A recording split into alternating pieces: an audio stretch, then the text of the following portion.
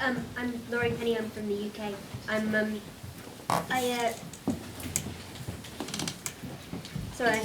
trying to decide which of my questions to ask. What I've been hearing a lot about about photography in Syria and other places is that, and in terms of local reaction to photographers in particular, is that more and more, because the basic technology is now so cheap and so widely used, the press photographers from all over the world are no longer quite as welcomed. It's no longer seen that that people are bearing witness in the same way. People are creating their own images, either as propaganda or just creating them, sending them out themselves. The horrible videos of journalists being beheaded being an example. I mean, how do you think the widespread availability of camera and phone technology by local people everywhere is changing the work that you do? Well, I think, it would be, I completely support, I'm in the news business, and free-flowing information is everything that my job is about. And I think it's great that people are recording what's going on around them. The difference is that people, we professional journalists have a certain amount of there's a code of ethics. There are certain rules that go into it. I mean, we've all seen, all kinds of things that happen that photographers may not even realize is wrong. And that could be, handing a guitar to a group of fighters and having them play. That happened. Sometimes they get caught, probably 99% of the time they don't. So you have to ask yourself, the big question is, what do you accept as real? What do you accept as news? Everything we see on the internet? No. I mean, you have to, there has to be some kind of filter that says, okay, this actually happened, this is real. Especially with the technology you're talking about with Photoshop and the amount of propaganda out there right now. Tyler, do you think that the criticism you received for the Gaza work is fair, and how did it change you personally? Gaza is a place that, if you go and cover that place, you're going to get hammered. It's just part of it. There's nowhere in the world I've worked that comes under more scrutiny and very personal. Every time I go, there's a lot of stuff that comes out on the internet. Largely, the New York Times is a huge target, and therefore anyone working for them becomes a target. My job really is especially when I'm actually in the field working, I want to take my pictures, file them, and then not look at the comments. It's too much. It's an emotional drain. You get tempted to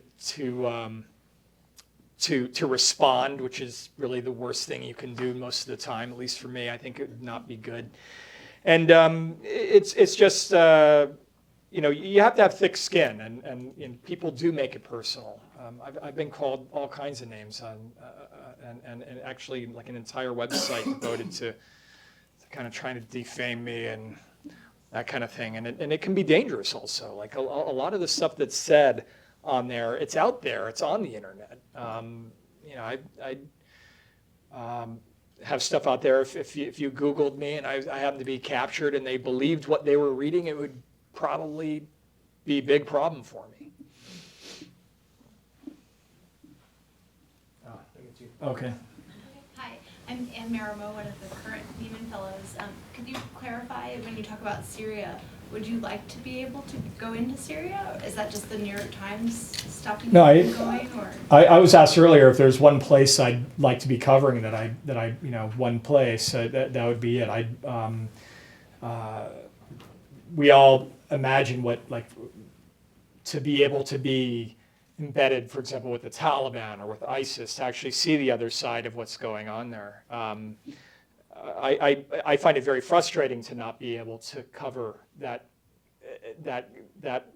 crisis at all.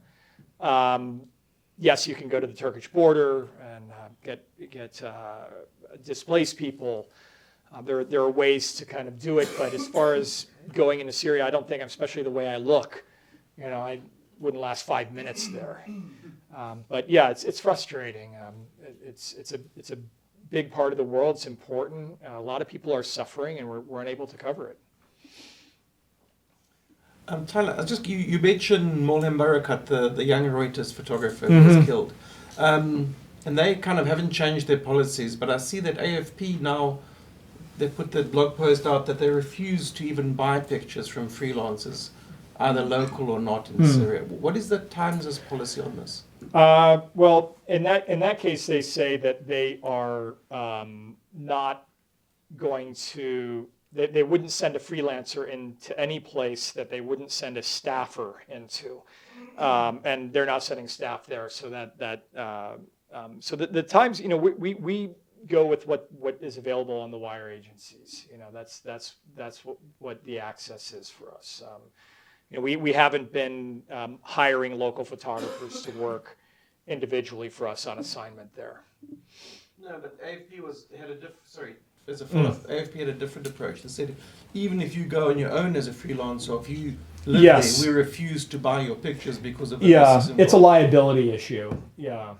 And I don't know precisely what the Times policy is on that, but I given the history of even on military embeds in Afghanistan and things like this, they wouldn't send anyone, staff or freelance, unless they had prior proper combat experience. So we're not sending, as far as taking from somebody, I think that's, gets into quite a lot of liability issues. I'm not 100% briefed on. Yeah. My name is Paul Bear, and I'm at the Radcliffe Institute here at Harvard. And as someone who's had the good fortune of being in Gaza a number of times and been very beguiled and taken by it, how do you, as a photographer who clearly seems to have resonated with a lot of the life and circumstance there, deal with what I've always thought of as being a kind of 3-act opera, right? So the centerpiece of the opera is these wars that continue to happen every 2 or 3 years, but then there's the pre and the post. And how do you, as a photographer, handle that? And because it seems like in a position of Gaza, which is perhaps in the extreme case, penned in hyper condensed location with really political entities forcing it into conditions that are really unbelievable. How do you handle that with your images? Well, I try to, given the opportunity, I like to be to cover these places outside of the kind of the peak of just the conflict. And I have been there a number of times during those times, and it's the thing about it really is unbelievable to me when I go there, even after being so many times and seeing that people are living that way, that people are actually living in this strip of land, which is really like a huge jail. I think that someday we're going to look back at that, maybe not in our generation, but who knows when, and we're going to say, like, God, that's amazing that happened. The solution to that, boy, I don't know, but yeah, it is, as you said, it's an emotional place because there's something about their understanding, and some may argue, are they using you like propaganda? And there's always that element that you can be used, and you have to be aware of that. But there is an understanding of why we are there. I think more than anywhere I've been, that the foreign press is here, and allow them to do their work. That's a pretty rare thing these days, and it's a rare understanding for people to have in a place that has so little access to the outside world. Yeah, thanks for coming. Thank you. There seems to be a very good generation of young photojournalist, but at least my friends, they're not making enough money to pay the rent or to even live on photography. And I was wondering if you think that there is this fear that there will not be a next generation of journalists, because just 2 days ago I got an email from one of my friends saying that he's quitting because he's getting rates like $50-$60 for his job. And I wonder what you think about that, and what could we do for newspapers to again, put the importance on the job. It's. I mean, no question. It's an extremely difficult atmosphere out there right now. But at the same time, it's always been really hard. I mean, I think back to when I was just starting out in this type of work. I went way into debt my first couple of years doing it, and I do consider myself lucky that I started to get work and crawled back from that. But it is, there's this catch-22 where you're starting out, you don't have the experience yet, so you can't get an assignment, and you can't work unless you have an assignment to make money. So that's it's a difficult thing. I don't think that the fear that I have is more about video taking over still photography, like still photography becoming more of a fine art medium, and being pushed away from journalism. And for me, it might just be the way I remember things, but like I think that the way that most of our minds work is that still image is something that you remember. It can burn into your mind, and that never happens for me with video. I think about when I was a kid, and what inspired me what inspired me to be a photographer, looking at these old time life books and looking at the books of great photojournalists and that there are specific images. They're not moving pictures. I mean, if you look at the Eddie Adams execution photo, that's such a you can stare at that for such a long time. And there's also there's a TV cameraman like rolling video on it, and it's something you just don't even want to look at. It's such a different thing. So that's what I really hope that we don't lose that, because those still images are what really have the lasting power that will stay with us in a historic way forever. Hi, thanks for coming. For those of us who are writers for newspapers with websites, and we complain a lot about the 24-hour rolling deadline and how quickly we have to get things up on the web as writers. Can you talk about, as a photographer, what that's meant for you and how that's changed? Yeah, it's changed a lot. I mean, when I started out, even with the Times, it was you'd file once a day, and we'd only had to file it.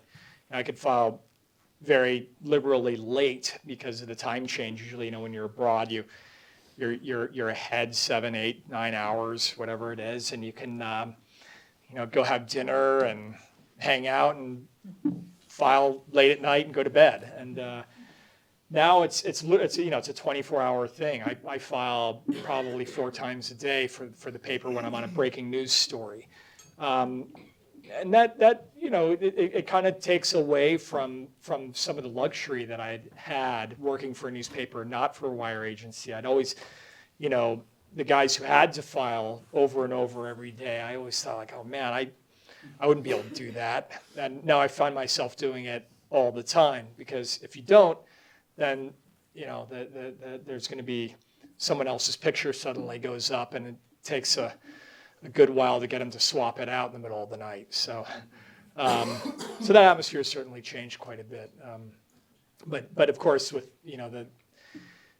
pretty much everywhere that I go is so wired up now. I mean, even Gaza has really fast internet, and you can file from even like a crummy hotel room, it's lightning fast. So it's pretty amazing.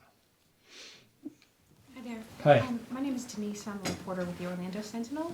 And something you said earlier in your speech I was really curious about. You mentioned gauging or reading body language. And I was wondering if you could just elaborate on that, talk about how that affects how you do what you do. Yeah, I think body language is extremely important. Gauging a crowd, gauging how people are reacting to your presence. This is one of the biggest things you can be aware of as far as safety is concerned. I have not always been the best at it, but sometimes you can kind of just, it's kind of a feeling that you see from people. It can be from a distance, but things can go bad very quickly. I mean, even in Gaza, where I've been talking about how amazing it is to work there. I mean, there was one morning when there's a specific neighborhood that was getting really pounded. I mean, they were a lot of shells overnight, still continuing. They were trying to get the civilian population out of there. So thousands of people were coming out. And you have to be careful about women, and it's a very conservative neighborhood. So taking photographs is a little bit tricky. But I just one very random photo of just a crowd that I took. Next thing I knew, I had 2 guys and 4 guys and 10 guys, wanting to knock my face in and grabbing my cameras. And the more I kind of tried to get away from them, the more people got involved. And it was bad. I was, not only about to get beaten up, but I was about to lose all my work from, 3 or 4 hours of a pretty dramatic scene. And ultimately, I ran. I run a lot, and on my spare time, I'm pretty fast actually. I mean, I'm 45, but most of these guys smoke. Even the ones. So I just hauled ass, and I got away. So. Tyler, thank you so much for being here. We all really appreciate it. My name is Jason Grotto. I'm a current Nieman Fellow. I have some specific questions about the conflicts in Afghanistan and Iraq and your work there. These wars are now the longest wars that the U.S. has ever fought, and a very small number of the U.S. population, or percentage of the U.S. population, actually participated in that war. There was very little impact to those of us who live here in the United States. And I'm just wondering, as someone who put your life in danger covering that war, what is your opinion about U.S. reactions about our increasing involvement in the Middle East? Trying to bring this information to us. It doesn't seem to be a whole lot of reaction here in the United States for the sacrifices that are being made by our soldiers, by journalists like yourself. And so I'm just curious about, if you have any frustrations about this. Well, I think, I always, I think as interest wanes, it kind of motivates me. I feel like that's one of the things that kept me in Afghanistan for so many years. A lot of attention shifted over to Iraq. I spent a good amount of time in Iraq, but I also kept my focus during all those years in Afghanistan. It's as the interest gets lower, I think you have to get the tempo higher. You have to spend more time there. You have to get more time on patrols. More, the level of the photograph has to be more interesting. I really felt like I had to be out on all these patrols and going out on all these things to the point where it's like I couldn't relax when I was home not covering it. And if I got something dramatic, if I got something that really resonated in that way, it would mean that much more to me to get it, and that would bring attention to it. But I really think that the attitude that people get of this kind of war fatigue, Afghanistan fatigue, and the whole thing of like, okay, it's been 10 years, we know what it looks like when firefight, we know it looks like a funeral, whatever it is. You have to keep just hammering away at it. Thank you so much. And I recall, I'm Kitty at NPR, and I so vividly recall seeing your photos from Westgate, and having been there a couple times, it had that much more of a searing impact. It was almost as if you were the eyewitness to us, and many of us who were trying to follow what was happening. So it was really powerful, and thank you. Thank you. I have sort of two different questions. One, just I've worked a lot with old archival images of the Civil War, and it just struck me as, I don't know what happens to yours, what the Times does with them, or, you know, for, taking a long view, almost 100 years, if somebody were to come back, where would they find this sort of first-person witness of this period of wars? Does that stay with the Times, I assume? Well, that's a good question, and you have, you have things that appear on the internet, and then they're not on the internet, and it's all digital. I think it's important to, you never know what's going to happen with your archive, and what's going to happen with these pictures over time. I keep everything that all my major assignments I keep on my own hard drives as well. And living in Nairobi, where there's, you're always worried there's a gang of guys coming to steal your TV and all your stuff in the middle of the night. I keep a couple hard drives, one at my house, one at the office there, and then one here in New York. So, it's a lot of backing up. It's a lot of, we can't kind of put stuff in a cloud there because it's, we don't have that kind of internet there right now. But it is something that, we don't have that same, those physical negatives and silver prints and those things anymore. But there is a system for it, and those pictures are out there, and we do our best to preserve them. Gary. Thank you, Tyler. It was a wonderful evening. Wonderful to hear you. Couple of questions connected, perhaps. I wonder to what extent can you influence the way that your photographs, or do you influence the way that your photographs are published by the Times? What kind of dialogue do you have with your editors? And then, should you publish them yourself one day, I hope, in a book, would there be a fundamental difference? Yeah, I mean, I have a good relationship with my editors. I think I have a very, I consider the people that are choosing my photographs as my friends, and I see them socially when I'm here in the States. So it's very open about, I'm not going to harass them about every single thing that I shoot. And these are professionals. This is what they do for a living. They look at the photographs. There's meetings throughout the day. There's a morning meeting. There's an afternoon meeting, and there's a lot of people who weigh in on what pictures actually make it, A, into the printed newspaper, B, onto the internet, whether that's going to be a slideshow. Generally, I do have, especially on big stories, whether it's something like breaking news with Westgate or Gaza, things like this recently. I have a big say in at least on the web presence for the slideshows and those things. We talk about it. We go over sequencing. We go over what picture should go before another picture, how many pictures, which ones to cut. That's, I think, pretty rare to have that, and it certainly doesn't always go my way. A lot of times it doesn't, but at least I'm heard. So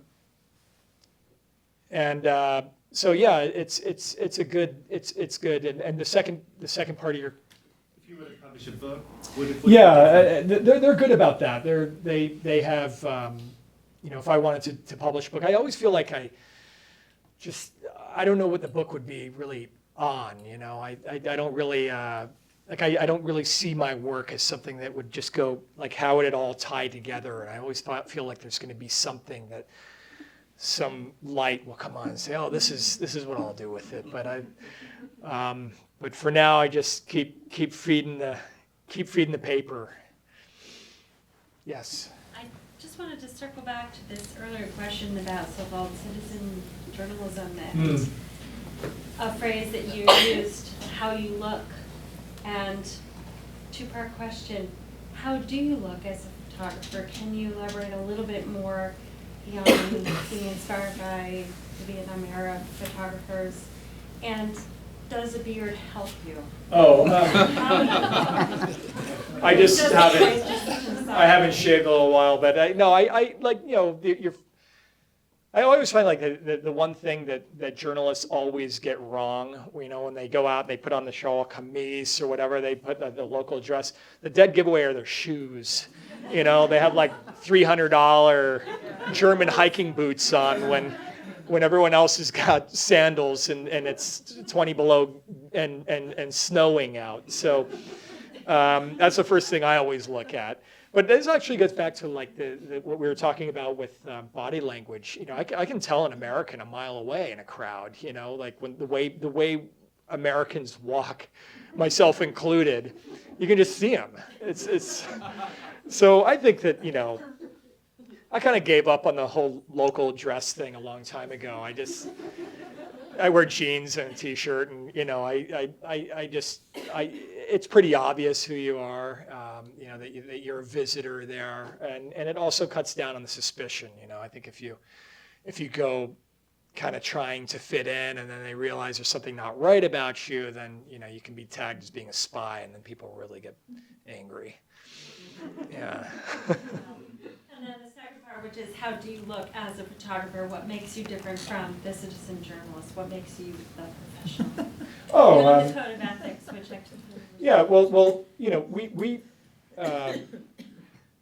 I've been doing this for a pretty long time, and I started at small daily newspapers, a really tiny one in Troy, Ohio, and then kind of a mid-sized paper in Wilmington, North Carolina, and those places, you know, they really, you learn a lot about, you know, what the rules are, what are, you know, don't set up pictures. The main thing is, you know, you can never, there's no picture ever worth setting up, and if you do it, someone's going to see you. You know, most people who set up pictures get caught. And so it really is, it's something that you learn. Like I said, I consider my job a trade. You couldn't take somebody and just hand them a wrench and have them fix a car. They might be able to stop the oil leaking a little bit, but they wouldn't get it really running well. And I think it's the same with the way we are, you know, it's not just how our education, our degrees, but it's years and years in the field of how to, you know, what's okay. And it can be very subtle also. Like I won't shoot pictures if it seems like someone's even, you know, performing a little bit for me. I'll back off, and there could be 3 or 4 other photographers, and my editor will say, well, why don't you have that picture? I'll say, you know what, it didn't really seem right. And they totally say, oh, that's fine, you don't have that. And it's those subtleties that really matter. Following up on that a little bit and what you said earlier in response to Laurie's question about the authenticity, that the pictures have to be real. I wonder how you feel about the publication in many newspapers around the world of still pictures from the ISIL videos of people who are journalists included, who are about to be beheaded. These are propaganda shots that have been created and staged very deliberately. They're not presented as something that a news photographer just happened to be passing by court. That's understood. And yet occupying the place in the paper that would normally be taken by a news photograph is this constructed image that's been produced for propaganda purposes. Do you feel, well, I just wonder how you feel about that. You know, I have mixed feelings about it, but you know, we go into these places, you know, there's no kind of invisible force field around us out there. Things happen, and you have to accept that. You accept that you're vulnerable. You go into a place where there's a war going on, and you're just as likely to get hit by something as any of the combatants. So really, by going, you go, you get captured. I got captured. It happens. The fact that they shot a video of it, and that still from that runs in the newspaper. That's news that day. Actually, that's something pretty big that happened, and I think that that we have a responsibility to report on that. We can't report on other people's deaths and other people's misfortunes and not our own. There's no need to show graphic photos, still grabs from that. And as long as it's defined that this is, this was shot reportedly in such and such desert, and this is supposedly this person. And that's what we're seeing so much more these days. I mean, there's always this kind of, this footnote on pictures. This is said to be in this place or said to be this person, because there is no verification of these images. Yes, red, yeah. My name is Jill Goldenziel. I'm a research fellow at the Belfer Center. And we've heard a lot about how the Islamic State is using social media to get its message out and also to recruit foreign fighters. And I was wondering if you could say a little bit about how insurgent groups, and the Islamic State in particular, are using print media and photojournalism to, and particularly Western photojournalism and journalists, to for similar purposes, to get their own messages across and out there. And also, is this something you've seen changing over time? Is this something that insurgent groups are doing more and more of, or less of, now that we are seeing citizen journalism happen more and more? And in those circumstances, how do you make sure that you're not being used for their propaganda purposes as well? Well, I've never seen the quality of these, this propaganda kind of claiming to be news, little news broadcasts that I've seen by ISIS, especially like these, with the technology that we have now with these drone camera angles. And I mean, some of these things are just, they're like music videos, and they reach a lot of people. I certainly have not seen that, nothing like that from any other kind of insurgent group before. A lot of this, I'm sure, is produced outside of the country, and they have a lot of resource to put these together, and it is something that we have to be very careful about when looking at this stuff. I mean, I don't look at that stuff. I mean, certainly I don't look at. I've never watched any of the videos of our colleagues being killed. That's something that I just would not be able to watch. And that being said, this other stuff is really, it's not news. It's simply part of this whole campaign to scare people and to recruit, just like you were saying. How that affects us as journalists, I think that we just have to try. Like I was saying before, we don't really have an answer to it. Like how do we get real news from there? And actually, I watched that John Cantley kind of stand-up thing. It was fascinating to see him. I think we've all kind of thought about what it would be like to be permitted on the other side, like if the Taliban suddenly let you be a reporter for them. Obviously, he's their prisoner, but it is almost like it's like a car accident. You can't keep from looking at it.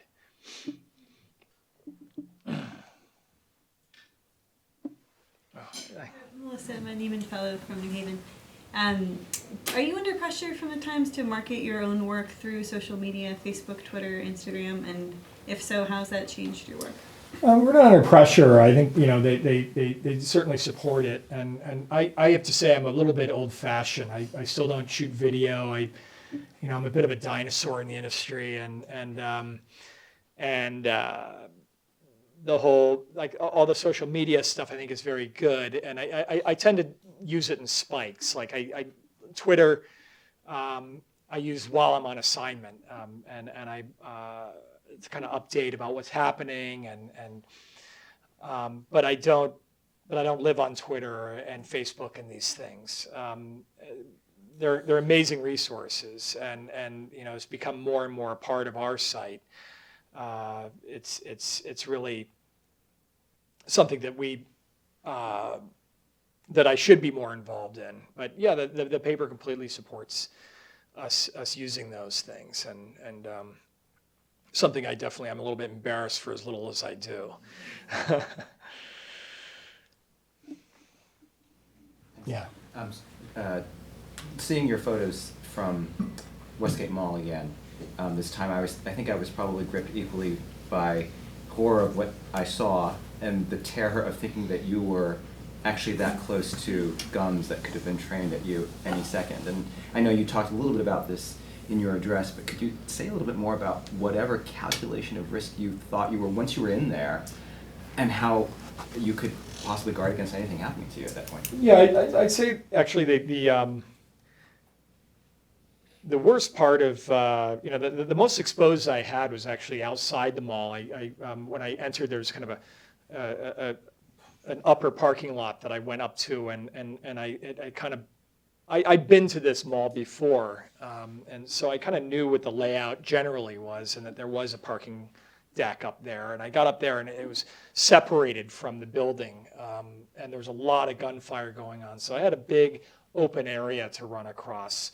That was the most I was exposed, actually kind of getting inside. Once inside, it's one of these things like you don't know what's there, you don't know what's behind the door. But once there, I actually attached myself to the Kenyan police. Really, they're completely underpaid. It's a big problem. There's a lot of looting and all this kind of stuff that happened on the part of the military and the police. But I saw some guys that looked like, I first saw these guys like special forces or something.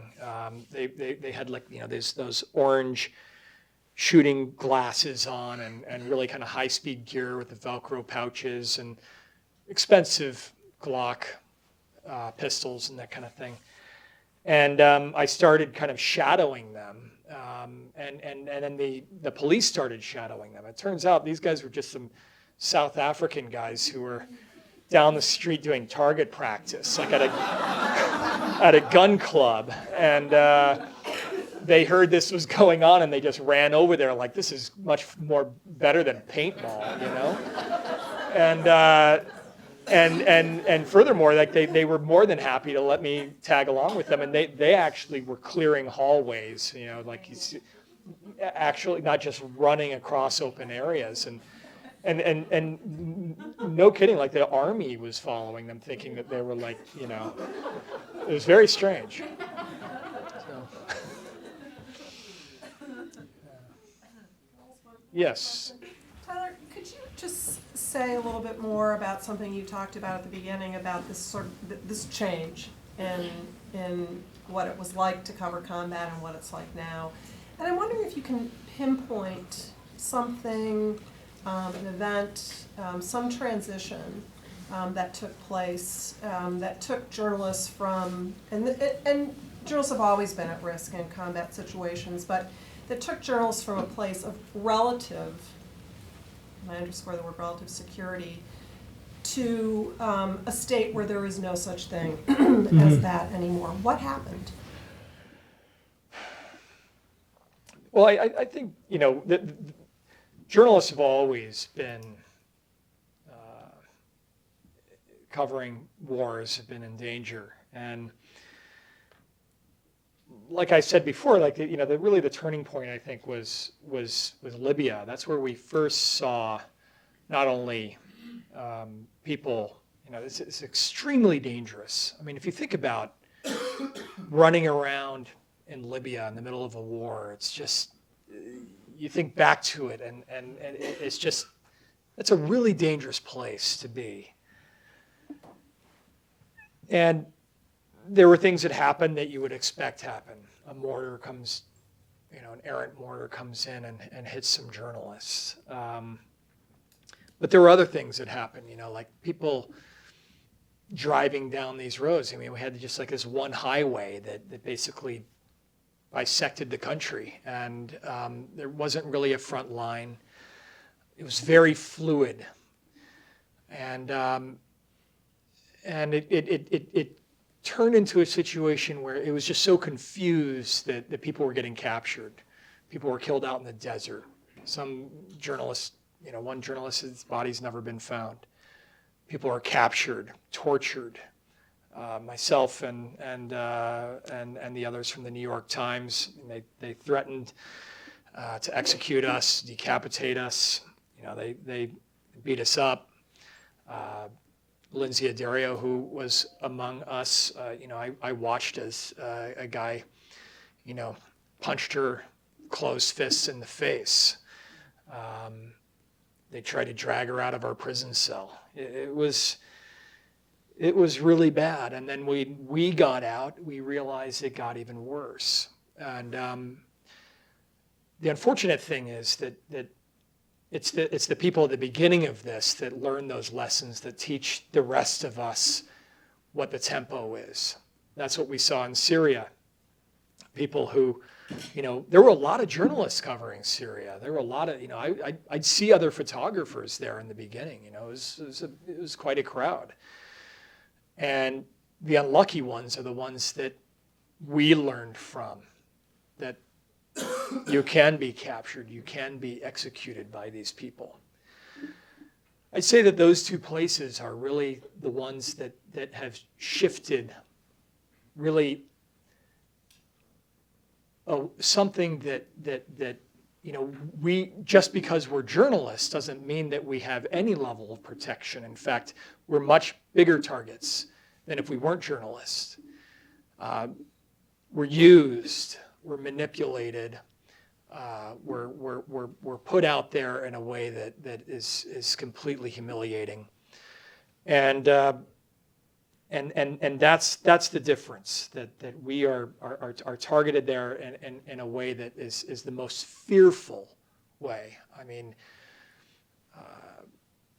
the way that they're killing journalists is a pretty clear sign of how much journalists are welcome in that country, in that region. So I think that we have learned from that, and now we have to. I think that we have to be thankful to the people who have sacrificed their lives in these places. I mean, one thing that we have to remember is that all of these people, whether they're still being held or if they were killed, they were there